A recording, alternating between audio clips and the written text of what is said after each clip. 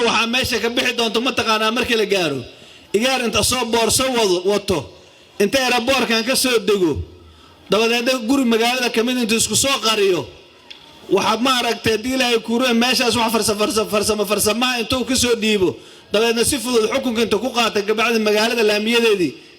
ganjeelooni noogu xirxiro gabdhaheena ay dariiqada ku umulaan oo 5 sano halkaas ku xirnaado hadii ilaahay kuureen sheekadaas waa dhamaatay qof waxna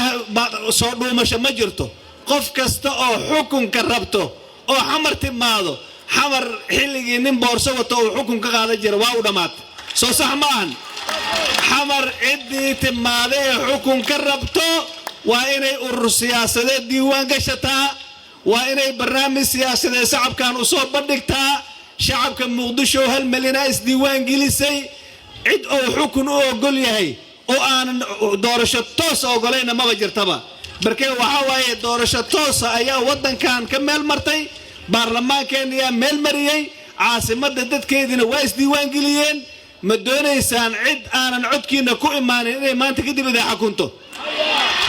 annaga horta xabad ku falimayna hadda kadib sababtoo ay dadka ma banaaminayaan sidii loo dhahaayay inaan la dooran xabad qabo maayo danguud ka shaqeeyay lagu heesay